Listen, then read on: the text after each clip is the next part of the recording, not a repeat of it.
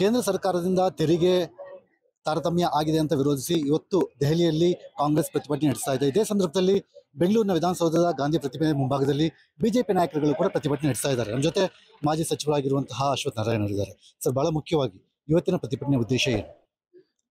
ನೋಡಿ, ಕಾಂಗ್ರೆಸ್ ಸರ್ಕಾರ ಕರ್ನಾಟಕ ರಾಜ್ಯದಲ್ಲಿ ಆಡಳಿತವನ್ನು ಮಾಡೋದ್ರಲ್ಲಿ ಸಂಪೂರ್ಣ ವಿಫಲರಾಗಿದ್ದಾರೆ. ಅದನ್ನು ಮುಚ್ಚಾಕೊಳ್ಳಿಕ್ಕೆ ಇವತ್ತು ರಾಜಕೀಯ ನಾಟಕ, ಈ ರಾಜಕೀಯ ನಾಟಕವನ್ನ ಮಾಡೋದ್ರಲ್ಲಿ ಕಾಂಗ್ರೆಸ್ಸಿಗರು ನಿಸ್ಸೀಮರು. ಹಾಗಾಗಿ ಎಲ್ಲ ಒಂದ್ ಕಡೆ ಜನನ ದಿಕ್ಕು ತಪ್ಪಿಸುವಂತ ಒಂದು ಪ್ರಯತ್ನದಲ್ಲಿ ಡೆಲ್ಲಿಗೆ ಹೋಗಿ ಇವತ್ತು ಏನು ಪ್ರತಿಭಟನೆಯನ್ನ ಮಾಡ್ಲಿಕ್ಕೆ ಕೊಟ್ಟಿದ್ದಾರೆ, ನಿಜಕ್ಕೂ ಖಂಡನೀಯ. ಈ ಸರ್ಕಾರದ ವಿಫಲತೆಯನ್ನ ಮುಚ್ಚಾಕೊಳ್ಳಿಕ್ಕೆ ಮಾಡ್ತಿರೋಂತ ಒಂದು ಹುನ್ನಾರ, ಒಂದು ಪ್ರಯತ್ನ. ಸರ್, ಈಗ ಸಿದ್ದರಾಮಯ್ಯ ಅವರು ಸುದೀರ್ಘ ಪ್ರೆಸ್ ಮೀಟ್ ಅನ್ನು ಮಾಡಿದರು.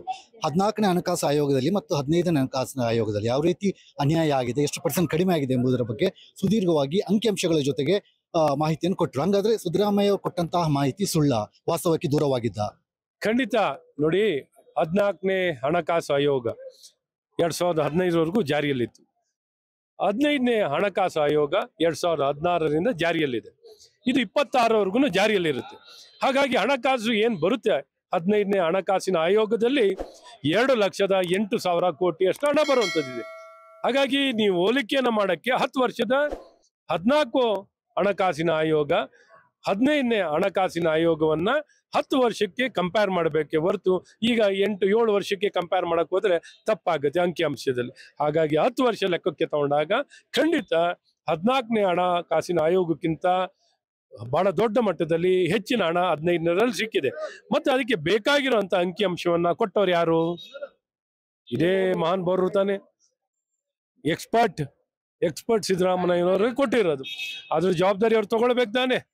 ಕೊಡುವಂತ ಇನ್ಪುಟ್ ನಲ್ಲೇ ತಪ್ಪಿಟ್ಕೊಂಡು ಇವರು ಯಾರ ಮೇಲೆ ಅವರು ಜವಾಬ್ದಾರಿಯನ್ನು ಹೊರಿಸಲಿಕ್ಕೆ ಪ್ರಯತ್ನವನ್ನು ಮಾಡ್ತಿದ್ದಾರೆ. ಹಾಗಾಗಿ ಏನೇ ಇದರ ತಪ್ಪು ಒಪ್ಪುಗಳಿದ್ರೆ ಅದು ಸಿದ್ದರಾಮಯ್ಯನವರೇ ಹೊಣೆ ಅಂತ ನಾನು ಹೇಳಕ್ ಇಷ್ಟಪಡ್ತೀನಿ. ಸರ್, ಈಗ ಅನುದಾನ ವಿಚಾರದಲ್ಲಿ ಈ ಹಿಂದೆ ಅಂದ್ರೆ 2 ಅವಧಿಯ ಮನಮೋಹನ್ ಸಿಂಗ್ ಸರ್ಕಾರದ ಅವಧಿಯ ಮತ್ತು ಪ್ರಧಾನಮಂತ್ರಿ ನರೇಂದ್ರ ಮೋದಿ ಅವಧಿಯ ಅನುದಾನ ತಾರತಮ್ಯ ಆಗಿದೆ. ಅದರ ಬಗ್ಗೆ ಶ್ವೇತಪತ್ರ ಹೊರಡಿಸಿ ಅಂತ ಬಿಜೆಪಿ ನಾಯಕರು ಹೇಳ್ತಾ ಇದ್ದಾರೆ. ಇಲ್ಲಿ ಬಹಳ ಮುಖ್ಯವಾಗಿ ಕಾಂಗ್ರೆಸ್ ಅವರು ಕೇಳ್ತಾ ಇರುವಂತದ್ದು, ಅವತ್ತಿನ ಬಜೆಟ್ಗೂ ಇವತ್ತಿನ ಬಜೆಟ್ಗೂ ವ್ಯತ್ಯಾಸಗಳಿದಾವೆ, ಅವತ್ತಿನ ಬಜೆಟ್ ಪ್ರಮಾಣಕ್ಕೂ ಇವತ್ತಿನ ಬಜೆಟ್ ಪ್ರಮಾಣಕ್ಕೂ ವ್ಯತ್ಯಾಸ ಇದಾವೆ. ಇದನ್ನು ಯಾವ ರೀತಿ ಲೆಕ್ಕ ಹಾಕೋಕ್ಕಾಗತ್ತೆ ಅಂತ ಅವರು ಪ್ರಶ್ನೆ ಮಾಡ್ತಾ ಇದ್ದಾರೆ.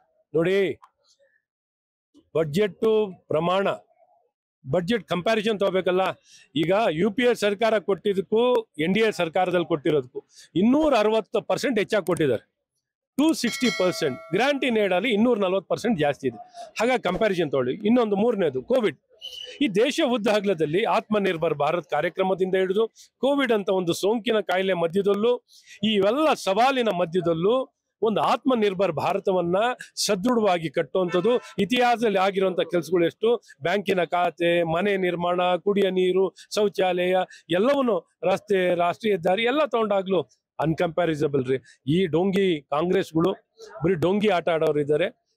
ಜನ ಭರವಸೆನ ಸಂಪೂರ್ಣವಾಗಿ ಕಳ್ಕೊಂಡಿರೋಂತ ಈ ಡೋಂಗಿ ಕಾಂಗ್ರೆಸ್ ಮಾತಿನ ಮೇಲೆ ಯಾವ ಕಿಮ್ಮತ್ತೂ ಇಲ್ಲ. ಸರ್, ಕೊನೆಯದಾಗಿ ರಾಜಕೀಯ ಏನೇ ಇರಲಿ, ಕರ್ನಾಟಕದ ನೆಲ, ಜಲ, ಭಾಷೆ ವಿಚಾರ ಬಂದಾಗ ಎಲ್ಲರೂ ಒಗ್ಗಟ್ಟಾಗಬೇಕು ಎಂಬುದು ಕನ್ನಡಿಗರ ಆಗ್ರಹ. ಈ ವಿಚಾರದಲ್ಲಿ ಬಿಜೆಪಿ ಯಾಕೆ ಬೆಂಬಲ ಕೊಡಬಾರ್ದು? ಇಲ್ಲಿ ಅನ್ಯಾಯ ಆಗಿದೆಯಾ ಇಲ್ವಾ ಎಂಬುದು ರಾಜಕೀಯವಾಗಿ ಏನೇ ಚರ್ಚೆ ಇದ್ರು ಒಂದು ಹಂತದಲ್ಲಿ ಅಂಕಿಅಂಶಗಳು ಅದನ್ನು ತೋರಿಸ್ತವೆ. ಸೊ ಆ ಕಾರಣಕ್ಕಾಗಿ ಯಾಕೆ ಬೆಂಬಲ ಕೊಡಬಾರ್ದು? ಇವರಿಗೆ ಇದ್ದಕ್ಕಿದ್ದಾಗೆ ಕನ್ನಡ ನೆಲ, ಜಲ ಎಲ್ಲ ಗೊತ್ತಾಗುತ್ತೆ ಕಾಂಗ್ರೆಸ್ನವ್ರಿಗೆ.